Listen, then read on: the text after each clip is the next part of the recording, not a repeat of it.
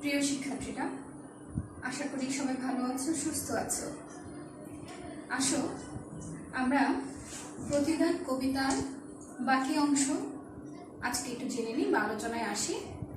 গত ক্লাস পর্যন্ত আমরা প্রতিদান কবিতার কবি জসীমউদ্দীনের কবি পরিচিতি সম্পর্কে জেনেছি, তার জীবনের কিছু গুরুত্বপূর্ণ বিষয় সম্পর্কে আমরা জেনেছি। আজকে আমি গত ক্লাসে তোমাদেরকে বলেছিলাম যে প্রতিদান কবিতাটা তোমরা একটু পড়ে রাখবে, যাতে আমি পড়ানোর সময় বা আলোচনা করানোর সময় তোমাদের একটু সুবিধা পায়। আশা করছি সবাই পড়ে রেখেছি। তো আজকে আমরা প্রতিদান কবিতাটা আলোচনা করি। প্রথমে কবিতাটার পাঠ পরিচিতি সম্পর্কে আমরা একটু জেনে নিই। এই বোর্ড বইটি নিশ্চয়ই সবাই কিনেছো না? এই দেখো, সাহিত্য পাঠ। তোমাদের গত যে ক্লাসগুলো হয়েছে, ম্যাডামরা যে ক্লাসগুলো নিয়েছে সেখানেও তোমাদেরকে বলেছে সাহিত্য পাঠের এই বইটি সবাইকে নিয়ে নেওয়ার জন্য। ঠিক আছে, এটা হচ্ছে আমাদের বোর্ড বই বা মেইন বই আমরা যেটা বলছি। এই বইয়ে এটা কবিতাটা এখানে নতুন এড করেছে। তো যাদের পুরাতন বই, তো তারা কিন্তু পুরাতন বই নিলে হবে না। এবছরের নতুন 2020 সালে যে শিক্ষাবর্ষের যে নতুন বই এসেছে, সেই নতুন বইটি সবাই নেবে। কারণ বিগত বছরে যে বইগুলো ছিল 2019 সাল পর্যন্ত, সেই 19 সালের শিক্ষাবর্ষের বইগুলোতে এই কবিতাটি নেই। সেজন্য তোমরা 2020 শিক্ষাবর্ষে যে নতুন বইটি এসেছে সেটি আশা করছি সবাই কিনে নেবে। নতুন বইয়ে অনেকে পেজ নাম্বার জানতে চেয়েছে, আমি সেজন্য পেজ নাম্বার বলছি এবং এই বিষয়টিও বলেছি যে 2020 সালের বইই লাগবে।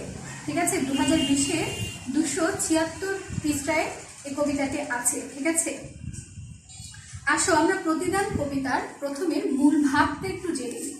কবিতায় যাওয়ার আগে মূল ভাব যদি তুমি আগে পড়ো, তাহলে কবিতাটার মনে করো একদম 60 থেকে 70% পর্যন্ত তোমার জানা হয়ে যাবে। ঠিক আছে, সেজন্য আমরা আগে মূল ভাব সম্পর্কে একটু জেনে নিই।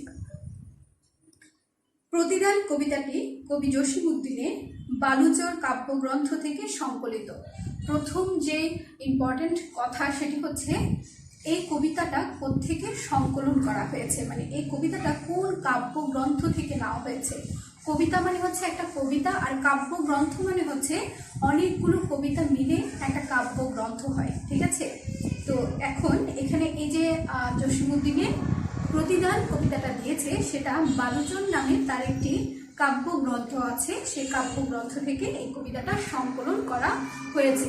সবাই এটা দাগিয়ে রাখো, বই যদি সামনে থাকে দাগিয়ে রাখো, আর যদি না থেকে থাকে তাহলে অবশ্যই খাতায় নোট করে নাও, কারণ এটি জ্ঞানমূলকের প্রশ্নের জন্য খুবই গুরুত্বপূর্ণ। আমি আবারও বলছি, কবি জসীমউদ্দীনের প্রতিদান কবিতাটি কবির বালুচর নামক কাব্যগ্রন্থ থেকে সংকলন করা হয়েছে। বালুচর আমি একটু লিখে দিচ্ছি, বালুচর কাব্যগ্রন্থ। ঠিক আছে, বালুচর কাব্যগ্রন্থ থেকে এটি সংকলন করা হয়েছে। এরপর কি লিখেছে দেখো, এই কবিতায় কবি ক্ষুদ্র স্বার্থকে বিসর্জন দিয়ে পরার্থপরতার মধ্যেই যে ব্যক্তির প্রকৃত সুখ ও জীবনের সার্থকতা নিহিত সেই বিষয়ে আলোকপাত করেছেন। এই কথাটার মূল অর্থ হচ্ছে ক্ষুদ্র স্বার্থকে, মানে নিজের চিন্তা না করে পরের স্বার্থে নিজেকে বিসর্জন দিয়ে দেওয়া বা নিজেকে উৎসর্গ করে দেওয়ার কথাই কবি এই কবিতায় বর্ণনা করেছেন। মানে কবি নিজের স্বার্থের কথা চিন্তা না করে পরের স্বার্থে নিজের জীবনকে কিভাবে উৎসর্গ করেছেন কবি, সেই কবির কথাই এখানে ব্যক্ত করেছেন। সমাজ সংসারে বিদ্যমান বিষে হিংসা হানাহানি দ্বারা আক্রান্ত হওয়া সত্ত্বেও কবির কণ্ঠে প্রতিশোধ প্রতিহিংসার বিপরীতে ব্যক্ত হয়েছে প্রীতিময় এক পরিবেশ সৃষ্টির আকাঙ্ক্ষা। মানে আমাদের সমাজে প্রতিনিয়ত যে হিংসা বিদ্বেষ হানাহানি প্রতিশোধ প্রবণতা চলছে, এই সব কিছুকে পেছনে ফেলে কবি একটা প্রীতিময় বা ভালোবাসার একটা পরিবেশ সৃষ্টির কথা এখানে ব্যক্ত করেছেন বা একটা আকাঙ্ক্ষা তিনি করেছেন। কেননা ভালোবাসাপূর্ণ মানুষই নির্মাণ করতে পারে সুন্দর নিরাপদ পৃথিবী। একটা সুন্দর পৃথিবী যদি আমরা গড়তে চাই তাহলে আমাকে অবশ্যই নিঃস্বার্থভাবে এগিয়ে যেতে হবে। যদি আমি আমার স্বার্থের কথা চিন্তা করি তাহলে তো এই কাজ কখনোই সম্ভব নয়। যেমন আমরা এখন যে পরিস্থিতি চলছে, এই যে হাজার হাজার মানুষ, লক্ষ লক্ষ মানুষ পৃথিবীতে করোনা আক্রান্ত হচ্ছে না? প্রত্যেকটা দেশেই এখন করোনা ছড়িয়ে পড়েছে। তো আমাদের এই যে করোনা রোগী, লক্ষ লক্ষ করোনা রোগী, তাদের চিকিৎসা সেবা দেওয়ার জন্য যদি চিকিৎসকরা এগিয়ে না আসতো তাহলে কি এই করোনার প্রতিরোধ করা আমাদের পক্ষে কি সম্ভব হতো না, কখনোই হতো না। এবং যে মানুষগুলো বিপদ থেকে, মানে এই মহামারী থেকে রক্ষা পেয়ে ফিরে আসছে, নতুন জীবন পাচ্ছে, তা একমাত্র সম্ভব হচ্ছে কাদের জন্য? ওই চিকিৎসকদের জন্য। এখন ওই চিকিৎসকরা যদি নিজেদের কথা চিন্তা করতো, বা যদি চিন্তা করতো যে না আমারও একটা পরিবার আছে, আমি কেন যাব, ঠিক আছে, এরকম যদি চিন্তা করতো তাহলে কি হতো?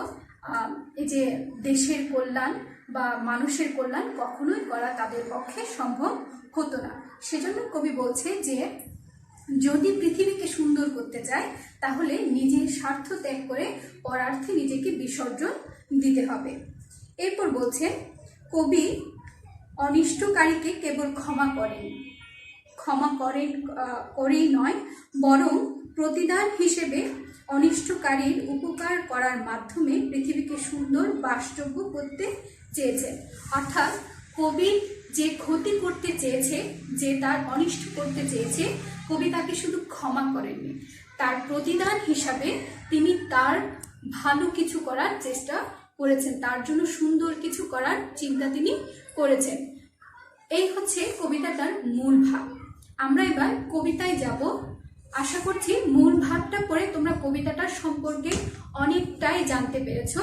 এই কবিতাটাকে যদি ভাগ করা হয় তাহলে আমরা 3 ধরনের কবির মানসিকতার পরিচয় পাই। এখানে দেখা যায় তিনি একজন মানবিক কবি, একজন সহানুভূতিশীল কবি, একজন মমতাশীল কবির পরিচয় আমরা এখানে পেয়ে থাকি। কবি জসীমউদ্দিনের এই প্রতিদান কবিতাটি কবির উদার, মানবিক ও মহৎ চেতনার মানুষের পরিচয় আমরা পাবো। ঠিক আছে, আসো তাহলে আবার আমরা প্রতিদান কবিতায় আসি। আমি কিন্তু খুব ভালো কবিতা পড়তে পারি না, আবৃত্তি করতে পারি না, তাই ভুল হলে, কোনো ধরনের কোনো ভুল ত্রুটি হয়ে থাকলে আশা করছি সবাই ক্ষমা সুন্দর দৃষ্টিতে দেখবে। আমার এই ঘর ভাঙিয়াছে যেবা, আমি বাঁধি তার ঘর, আপন করিতে কাঁদিয়া বেড়াই, যে মোরে করেছে পর। যে মোরে করিল পথের বিরাগী, পথে পথে আমি ফিরি তার লাগি। দেখো কবি এখানে কি বলছে, আমি আগেই বলেছি এই কবিতাটাকে 3টা স্তরে ভাগ করা যায়। এটা হচ্ছে তার প্রথম স্তর। এখানে কবির একটা মানবিক কবির পরিচয় আমরা পাই। তাহলে আমরা প্রথম যে অংশটা পাচ্ছি সেটা হচ্ছে কোন ধরনের কবি? মানবিক কবি। আমার এ ঘর ভাঙিয়াছে যেবা, আমি বাঁধি তার ঘর। মানে আমার এই ঘর বলতে কবি বলছে কবির ঘর যে ভেঙে দিয়েছে, কবি তার ঘরে আবার বেঁধে দেবেন। আপন করিতে কাঁদিয়া বেড়ায়, যে মোরে করেছে পর। যে কবিকে পর করে দিয়েছে তাকে আপন করে নেওয়ার জন্য কবি কেঁদে কেঁদে ঘুরে বেড়াচ্ছেন।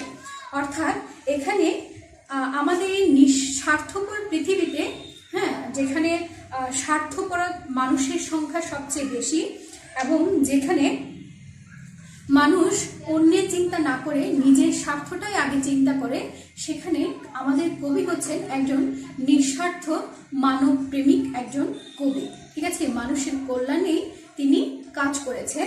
এই ভাবটাই এখানে প্রকাশ পেয়েছে। সেজন্য বলছে যে কবির ঘর ভেঙে দিয়েছে, কবি তার ঘরে বেঁধে দেবেন এবং মানুষ যে তাকে পর করে দিয়েছে তাকে তিনি আপন করে নেওয়ার জন্য কেঁদে কেঁদে ঘুরে বেড়াচ্ছেন। যে মোরে করিল পথে বিরাগী। আমি এখানে দেখো কিছু শব্দের অর্থ লিখেছি। দেখো, বিরাগী শব্দের অর্থ হচ্ছে উদাসীন, যে তাকে উদাসীন করে রেখেছে বা করে দিয়েছে। পথে পথে আমি ফিরি তার লাগে, মানে আমি তার জন্যই পথে পথে ঘুরে বেড়াই। এই শব্দার্থগুলো লেখার একটা কারণ আছে। এই শব্দার্থগুলো লেখার কারণ হচ্ছে জ্ঞানমূলকের প্রশ্ন হিসাবে বিভিন্ন সময় দেখবে এই শব্দার্থগুলো দিয়ে দেবে, যে বলা হবে বিরাগী শব্দের অর্থ কি। হ্যাঁ, 1 নম্বরের প্রশ্নের জন্য, জ্ঞানমূলকের প্রশ্নের জন্য দিয়ে দেওয়া হবে। সেজন্য এই শব্দার্থগুলো অবশ্যই তোমাদের মনে রাখতে হবে। এরপর দেখো, দীঘল রজনী তার তরে জাগি, ঘুম যে হেরেছে মোর। দীঘল রজনী শব্দের, দীঘল শব্দের অর্থ হচ্ছে দীর্ঘ, রজনী শব্দের অর্থ হচ্ছে রাত।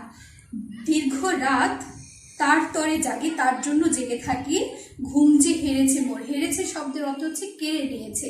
ঠিক আছে, আমার এ ঘর ভাঙিয়াছে যে বা, আমি বাঁধি তার ঘর, মানে আমার এ ঘর যে ভেঙে দিয়েছে আমি তার ঘরই বাঁধি, মানে দীর্ঘ রজনী আমি তার জন্যই জেগে থাকি, যে ঘুম আমার যে হেরে নিয়েছে বা কেড়ে নিয়েছে। ঠিক আছে, এই পুরো অংশ হচ্ছে কবির মানবিক গুণের পরিচয়। তারপরে দেখো, আমার এ কুল ভাঙিয়াছে যে বা, আমি তার কুল বাঁধি। যে আমার কুল ভেঙে দিয়েছে, আমার একটা কিনারা ছিল, সেই কিনারা যে ভেঙে দিয়েছে তার কুল আমি বেঁধে দিই। যে গেছে বুকেতে আঘাত হানিয়া, তার লাগি আমি কাঁদি। যে কবির বুকে আঘাত হেনে গেছে, কবি তার জন্য কাঁদেন, কারণ তিনি একজন নিঃস্বার্থ মানুষ এবং তিনি একজন মহৎ চেতনার মানুষ। এই অংশটা হচ্ছে মানে আমার এ কুল ভাঙিয়াছে যে বা, আমি তার কুল বাঁধি, এই অংশ থেকে শুরু করে পরবর্তী যে এই অংশটা মাঝখানে যে অংশটা আর কি, সেটা হচ্ছে কবির সহানুভূতিশীল মনোভাবের পরিচয়। প্রথমটা ছিল মানবিক কবির পরিচয়, দ্বিতীয়টা হচ্ছে সহানুভূতিশীল কবির মনোভাবের পরিচয় আমরা পাই। এখানে অনেকটা কবির ধৈর্যশীলতারও একটা পরিচয় আমরা এখানে পেয়ে থাকি, যে তাকে বারবারই আঘাত করা হচ্ছে, তিনি বারবারই ধৈর্য সহকারে সেটা প্রতিদান হিসাবে ফিরিয়ে, সুন্দর করে কিছু ফিরিয়ে দেওয়ার চেষ্টা করছেন। যে গেছে বুকেতে আঘাত হানি, তার লাগে আমি কাঁদি। যে মোরে দিয়েছে বিষ ভরা বান, বিষ ভরা বান, বান শব্দের অর্থ হচ্ছে তীর, কিন্তু দেখো আমি এখানে লিখেছি বান শব্দের অর্থ হচ্ছে তীর, কিন্তু যখন আমি বলবো বিষে ভরা বান, বিষে ভরা বান শব্দটা যখন সম্পূর্ণ আসবে তখন তার অর্থ হবে কটু বাক্য বা হিংসার্থক ভাষা। হ্যাঁ, যে বান, বান আমরা তীর অর্থে ব্যবহার করি, কিন্তু শব্দটা যখন একসাথে ব্যবহার করা হয়েছে বিষে ভরা বান, তখন এটা কি কটু কথা বা হিংসার্থক ভাষা হিসাবে ব্যবহৃত হয়। তাহলে কি বলছে, যে মোরে দিয়েছে বিষে ভরা বান, মানে যে আমার প্রতি কটূক্তি করেছে বা হিংসার্থক ভাষা প্রকাশ করেছে, আমি দিই তারে বুক ভরা বান। কবি তাকে বুক ভরা কি দেন, গান দেন। যে তাকে বান দিয়েছে, বিষে ভরা বান দিয়েছে, তিনি তাকে বুক ভরা গান দেন। এই কথাগুলো কিন্তু জ্ঞানমূলকের প্রশ্ন, অনুধাবনের প্রশ্ন, আমি পরবর্তীতে অনুধাবনের প্রশ্নের জন্য আসবো। আজকে আপাতত জ্ঞানমূলকের গুলো বলি। এগুলো জ্ঞানমূলকের প্রশ্নের জন্য ইম্পর্টেন্ট। যেমন তোমাকে প্রশ্ন করতে পারে যে কবিকে যে বিষে ভরা বান দিয়েছে তিনি তাকে কি দেবেন বলেছেন। ঠিক আছে, তাহলে উত্তর হবে কি বুক ভরা গান। কাটা পেয়ে তারে ফুল পরিধান, সারাটি জনম ভর আপন করিতে কাঁদিয়া বেড়াই, যে মোরে করেছে পর। কাটা পেয়ে তারে ফুল পরিধান, যে কবিকে কাঁটা দিয়েছে কবি তাকে কি দেন, ফুল। ফুল পরিধান সারাটি জীবন ভর, কবি তাকে সারা জীবন ভর ফুল দান করেছেন। যে কবিকে কাঁটা দিয়েছেন সেই কাঁটার পরিবর্তে কবি তাকে সারা জীবন ফুল দান করতে চান। আপন করিতে কাঁদিয়া বেড়াই, যে মোরে করেছে পর, মানে যে তাকে পর করে দিয়েছে তিনি তাকেই আপন করে নেওয়ার জন্য কাঁদিয়া বেড়ান। এর পরবর্তী যে অংশটা, মোর বুকে যে বা কবর বেঁধেছে আমি তার বুক ধরি। হ্যাঁ, এই অংশটা হচ্ছে কবির মমতার পরিচয়। হ্যাঁ, বা মমত্ববোধের পরিচয়টা আমরা এই অংশে পাবো। দেখো কি বলছে, যে বুকে, মোর বুকে যে বা কবর বেঁধেছে আমি তার বুক ধরি, মানে কবির বুক যেটা কবরের মতো শূন্য করে দিয়েছে, কবি তার বুক ভরে দেবেন বলেছেন। রঙিন ফুলে সোহাগ জড়ান, ফুল মালঞ্চ ধরি। মালঞ্চ শব্দের অর্থ দেখো ফুলের বাগান। মালঞ্চ শব্দের অর্থ হচ্ছে ফুলের বাগান। কি বলছে? রঙিন ফুলের সোহাগ। সোহাগ শব্দের অর্থ হচ্ছে আদর। আদর জড়িয়ে তিনি ফুলের বাগান ভরিয়ে দিতে চান, বা ফুলের বাগানে তিনি ভরিয়ে দিতে চান। যে মুখে সে কহে নিঠুরিয়া বাণী, যে মুখে মানে যে মুখ দিয়ে সে বলে নিঠুরিয়া। নিঠুরিয়া শব্দের অর্থ হচ্ছে নিষ্ঠুর, নির্দয়। নিষ্ঠুর নির্দয় বাণী সে বলে, কথা সে বলে। আমি লয়ে তারে মুখে আনি, মানে তাকে মুখে নিয়ে এসে বা বুকে জড়িয়ে ধরতে চান তিনি। কত ঠাই হতে কত কি যে আনি সাজাই নিরন্তর। নিরন্তর শব্দের অর্থ হচ্ছে নিয়ত, অবিরাম। তারপর ঠাই, ঠাই শব্দের অর্থ হচ্ছে স্থান। তাহলে কি হলো? কত ঠাই হতে কত কি যে, মানে কত স্থান থেকে তিনি প্রতিনিয়ত কত কিছু খুঁজে নিয়ে আসেন। আপন করিতে কাঁদিয়া বেড়ায় যে মোরে করেছে পর, মানে ওই মানুষটাকে আপন করে নেওয়ার জন্য তিনি বিভিন্ন স্থান থেকে প্রতিনিয়ত কত কিছুই খুঁজে আনেন বা খুঁজে বেড়ান, তাকে যাতে কি আপন করে নিতে পারেন। মানে অন্যের প্রতিহিংসার পরিবর্তে কবি তাকে কিভাবে সুন্দর করে আপন করে নিতে পারেন, কবি এই কবিতার মাধ্যমে সেটি আমাদেরকে বোঝানোর চেষ্টা করেছেন। এই কবিতাটা পড়ার পর আমরা কিছু শিখন ফল পাবো। আসো আমরা সেই শিখন ফলগুলো কি কি দেখে নিই। দেখো শিখন ফল, এই কবিতাটা পড়ার পর আমরা যে শিখন ফলটা পাই সেটা হচ্ছে কি, দেখো, মানুষকে ভালোবাসতে শিখবে। ঠিক আছে, কারণ কবি দেখা যাচ্ছে প্রতিহিংসা পরায়ণ মানুষকে কিভাবে ভালোবেসে আপন করে নিতে হয় সেই সম্পর্কে কবি আমাদেরকে বলেছেন। তাই আমরা মানুষকে ভালোবাসতে শিখব। কেউ কষ্ট দিলেও তাকে ক্ষমা করতে শিখবে। যেমন কবিতাটার মধ্যে আমরা দেখতে পাচ্ছি বিভিন্ন জায়গায় কবি বলেছে কেউ তার ঘর ভেঙে দিচ্ছে, হ্যাঁ, কেউ তাকে কটূক্তি করছে, হ্যাঁ, যে কোনোভাবে তাকে পরাস্ত করার চেষ্টা করছে বা তার ক্ষতি করার চেষ্টা করছে। কবি তার পরিবর্তে তাকে শাস্তি না দিয়ে তার প্রতিদান হিসাবে তিনি আরো তাকে আপন করে নিতে চাচ্ছেন। সে যে ক্ষতিটা করেছে তার পরিবর্তে তিনি তাকে ভালোবাসতে চাচ্ছেন। তাই বলছে কি, কেউ কষ্ট দিলেও তাকে ক্ষমা করতে শিখবে। অন্যকে সাহায্য করার মানসিকতা তৈরি হবে। মানুষ হিসাবে, একজন মানুষ হিসাবে আরেকজন মানুষকে কিভাবে সাহায্য করতে হবে সেই মানসিকতা আমাদের মধ্যে তৈরি হবে। উদার ও মহৎ হৃদয়ের মানুষ হতে পারবে। এই কবিতাটার সবচেয়ে বড় যে অংশটা বা কবিতাটার মূল যে ব্যাখ্যাটা আমরা পাই সেটা হচ্ছে কবির উদার ও মহৎ মনের মানসিকতার। এই পুরো কবিতা জুড়ে কবির এই গুণটা খুব স্পষ্টভাবে ফুটে উঠেছে। সেটা হচ্ছে একজন উদার ও মহৎ হৃদয়ের মানুষের পরিচয়, যেটা তোমরা এই কবিতার মাধ্যমে শিখতে পারবে। ঠিক আছে, তাই বলা হচ্ছে উদার ও মহৎ হৃদয়ের মানুষ হতে পারবে।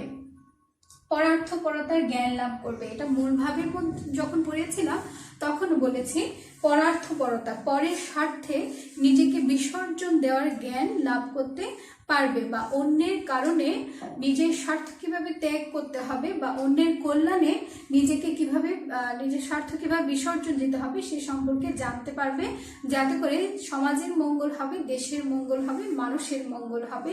সেই শিক্ষা তোমরা লাভ করতে পারবে। ঠিক আছে, এই হচ্ছে আমাদের শিখন ফল। এরপর আসো এই বইয়ে কিছু 277 পৃষ্ঠায় এখানে কিছু বহু নির্বাচনী প্রশ্ন দেওয়া হয়েছে এবং 278 পৃষ্ঠায় একটা সৃজনশীল প্রশ্ন আছে। তোমরা এই কবিতাটা পড়ার পর বা যেটুকু তোমাদেরকে পড়িয়েছি এখানে বুঝতে যদি কারো কোনো সমস্যা হয় তাহলে আমাকে জানাবে, এবং তোমরা এখানে যে বহু নির্বাচনী প্রশ্ন এবং একটা সৃজনশীল প্রশ্ন দিয়েছে সেগুলো তোমরা পড়ে রাখবে, যে যতটুকু সম্ভব করার চেষ্টা করবে, নিজে পারছো কিনা চেষ্টা করে দেখবে। আগামী ক্লাসে আমরা এই বহু নির্বাচনী প্রশ্ন, জ্ঞানমূলক প্রশ্ন, অনুধাবন, প্রয়োগ ও উচ্চতর দক্ষতা নিয়ে সৃজনশীল প্রশ্নগুলো আলোচনা করব। ঠিক আছে, তো এই আলোচনার জন্য আশা করছি সবাই কবিতাটা খুব ভালো করে পড়ে রাখবে, মনোযোগ সহকারে পড়বে এবং নিজে কিছু লিখতে পারবে এমনভাবে দক্ষতা অর্জন করার মতো করে তোমরা পড়বে। তো আগামী ক্লাসে আমি তোমাদেরকে সৃজনশীল প্রশ্নগুলো নিয়ে আলোচনা করব। সেই পর্যন্ত তোমাদের যদি কোনো সমস্যা থাকে, যদি না বুঝে থাকো, তাহলে আমাকে অবশ্যই কমেন্ট বক্সে জানাবে। ঠিক আছে, ভালো থেকো সবাই, সুস্থ থেকো, ধন্যবাদ।